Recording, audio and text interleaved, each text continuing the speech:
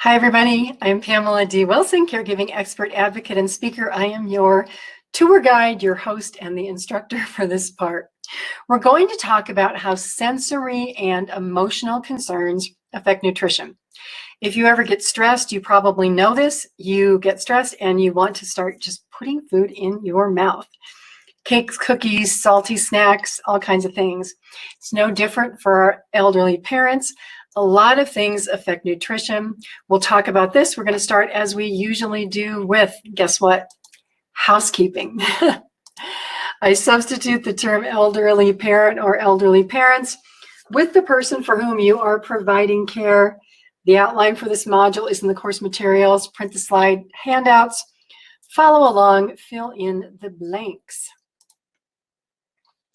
So the objectives of practical solutions is we should be able to recognize nutritional concerns in elderly parents from all of the information that we've talked about and initiate a nutritional assessment, which we're going to talk about, and also implement daily steps to improve nutrition.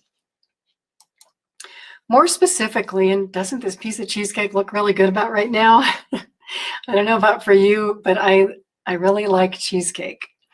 So let's talk about how sensory and emotional concerns affect nutrition.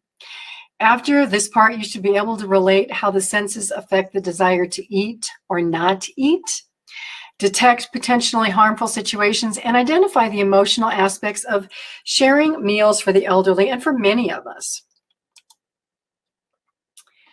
Malnutrition, physical ability, and the senses. In one of the previous parts, we talked about how the anorexia of aging, also called malnutrition, affects overall health when elderly parents have chronic diseases and poor nutrition. More prolonged and more frequent hospital and nursing home stays, more days of not feeling well, more infections, and advancing illness are the results. These health complications are the issues we want to avoid so that elderly parents can stay at home and don't have to leave to go to the hospital, a nursing home, or a care facility. Decreased ability to perform these activities of daily living and that sedentary lifestyle where elderly parents are sitting all day, they can make achieving proper nutrition more difficult. Being physically active makes us more hungry. It increases our appetite and it improves food digestion because our bodies are moving around. Health problems increase with chronic disease and low physical activity.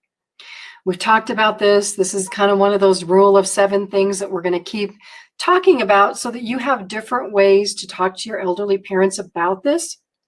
Physical concerns can affect the ability to prepare meals, and they transfer to problems with nutrition. Difficulties walking and standing, especially if neuropathy exists. That loss of feeling in the legs or feet can make it difficult for your elderly parents to stand and prepare food. Hand dexterity is another concern, as the ability to cook, lift pots and pans, cut up foods, use utensils can be more complicated with age and arthritis. Giving up driving is a significant factor in the ability to go buy food. The good news is that there are food delivery options out there from grocery and online stores that many of you probably already know about. You might use them for yourself.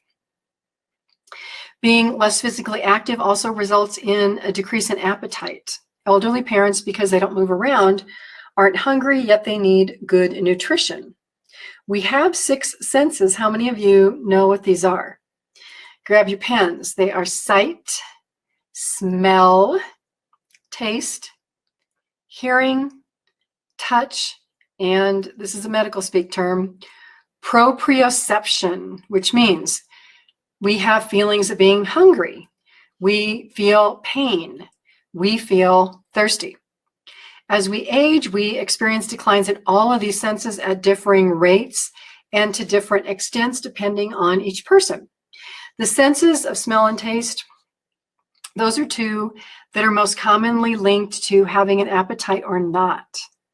How often do you walk by a restaurant and smell bread baking, or you might smell burgers on the grill and you're thinking, oh my gosh, I think I'm hungry.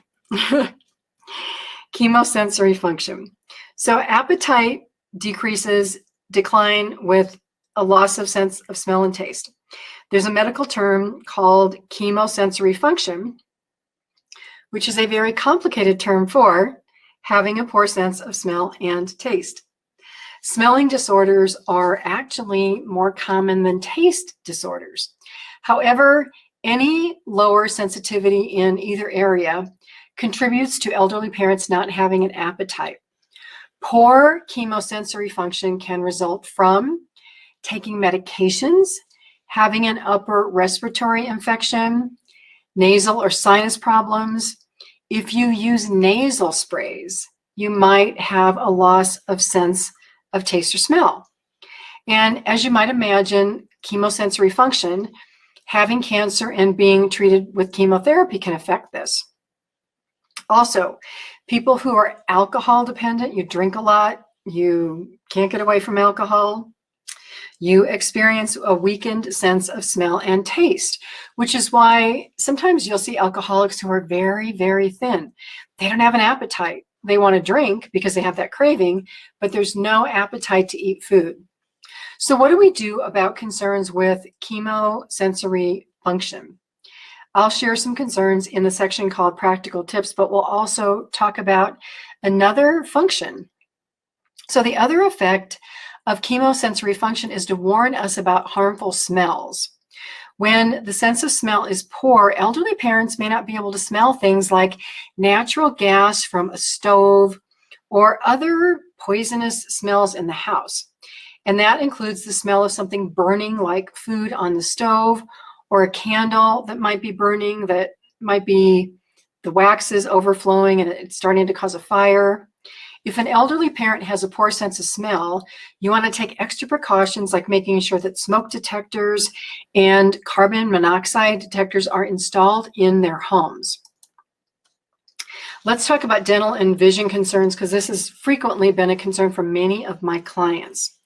2 additional sensory concerns that relate to nutrition are dental issues and sight. People wearing dentures can report a sense of a loss of taste and lower enjoyment eating. Different types of dentures, whether they are full, partials, snap-in, other types of dentures, they can cover part of the upper palate of the mouth, which is the roof of your mouth, or they can sit on the gums, and that can affect the degree of taste. Dry mouth from dental concerns, and if you have gum disease, that can cause bad breath, and it can cause that just to overtake your mouth and you have a loss of taste because your mouth just doesn't taste good. Cigarette smoking can affect a loss of taste. That loss of taste makes it difficult to prepare food, to cut up food, and to see food on a plate. Sorry, I meant loss of sight. The visual aspect of food is important because when we see something that looks good, we want to eat it even if we're not hungry, we're still tempted. So for elderly parents who can't really see food on their plate, and add to that difficulty with taste or chewing, they may have a very poor appetite and they may really just not want to eat. So common in elderly adults. One of my clients, her name was Ruth, she had dentures. And we worked with these dentures months after months after months to get them right. She initially had dentures and unfortunately went into a nursing home and they threw them in the trash. Happens a lot. Got to be careful if your parent goes to a care community or the hospital. It's better to take their dentures out before they go. So Ruth lost her really good pair of dentures. And for months, we had to go back because the dentures weren't fitting well on her upper gums and her lower gums. They were actually causing sores, and that made it difficult for her to eat. So she put the dentures in, and it's kind of like having a blister on your foot and putting a shoe on and you're trying to walk and that blister is just like giving you a lot of pain. This happened to Ruth and her dentures. So in the meantime, we had her not wear dentures for a period of time. We made soft foods like mashed potatoes and scrambled eggs and soups and things that she ate. But when we finally got the denture problems resolved, her appetite came back. She ate very well. Same thing with other adults who have other issues. If you've got bad gums, dental issues are really just a difficulty for eating. If your parent has dental issues, find ways to solve it, because that can make a huge difference in their appetite and in their nutrition. Emotional factors, as we all know, mood and stress affect our appetite. How many of you crave food when you feel stressed? Stressed hormones in the body release hormones that make us crave comfort foods. The opposite, though, a lack of appetite, occurs from feeling depressed or lonely. Statistics vary, but about 40% of the United States population experiences depression. Health costs for elderly parents with depression are higher than in non-depressed elderly adults. Chronic illnesses can definitely result in feeling more stressed, depressed, hopeless, and lonely. And I want to mention a difficult subject. It's suicide among people who are age 65 and older. That actually accounts for 20% of all suicide deaths. Suicide rates are high immediately following the death of a spouse. My father fell into this category. After the loss of my mother, he was so depressed that he considered suicide. Elderly adults often end their lives when illnesses are extreme, when they are in a lot of pain, and some do take their lives as a result of feeling helpless and hopeless. Let's talk about some social factors. I call this cooking for one. Nobody likes to cook for one.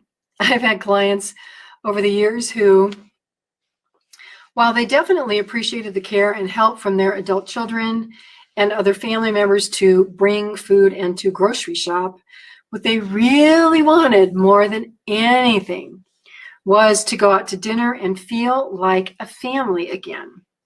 Family gatherings and meals remain a part of caregiving and nutritional support. Many elderly adults who live alone, they don't want to cook for one. A widowed spouse may have no appetite. More than a cup of coffee and a piece of toast is honestly needed to maintain a positive nutritional status. 3 nutritious meals that include protein every day or mini meals every 2 to 3 hours are equally good nutrition for older adults. And I want to talk about the healthy eating pyramid. This document is actually included in the program materials. It was created by Tufts University and AARP. You can print this off from the materials. You can give it to your elderly parent. You can use it for yourself. But basically, here are the dietary guidelines. They recommend obvious things, okay? Following a healthy eating pattern, focusing on a variety and amount of nutrient-dense foods, reducing intake of added sugars, saturated fats, and salts, a shift toward healthier food and beverage choices, and really healthy eating patterns for all. You can read through this, but the recommendations are 50% fruits and vegetables, 25% protein, that is meats, cheeses, other foods that have protein in them, 25% whole grains, that is wheat bread, not white bread, dairy, fluids, don't become dehydrated, healthy oils, avoiding salt, instead use herbs and spices. And I may have mentioned this one, but there is a podcast in the Caring Generation series. It's called Warning Signs for Helping Elderly Parents. On that show, Dr. Nicholas Dutz talks about adding whey protein supplements to coffee, ice cream, milk, and other foods to boost protein content for elderly parents. Let's talk about socializing. We all love to socialize. Social factors like having family involved in caregiving activities or participating in activities with friends support, guess what? Having an appetite. Having a social network supports nutrition because many times we meet friends for coffee or breakfast or lunch or dinner. Social activities also support the opportunity to get out of the house, which can be a pleasant diversion, especially if you eat lunch at home or at work all the time. Because many social gatherings involve meeting a friend for a meal, friends help friends eat. Maintaining friendships and participating in social activities, it boosts our mood. elderly people who are actively involved in life are so much healthier in all aspects. Sunday dinners still remain that opportunity to bring the family together for social gathering. You can create leftovers for several meals for elderly parents during your week. That is a great thing to do. And so, as you can see, the effects of our senses and our emotions have a significant effect on our appetite. You want to evaluate physical activity in elderly parents, social and emotional concerns that relate to nutrition, and definitely take this next step toward a nutrition evaluation, which we're going to talk about how to make that happen. Again, nutrition is so important for you, regardless of whether you're 20, 30, or 80. It's important for all of us, things that we should pay attention to. I'm Pamela D Wilson, so happy to be here with you for this webinar. Thank you for joining me. Continue to use all of these ideas and tips. Talk to your family members, talk to your children, and talk to your elderly parents. I will see you again in the next webinar.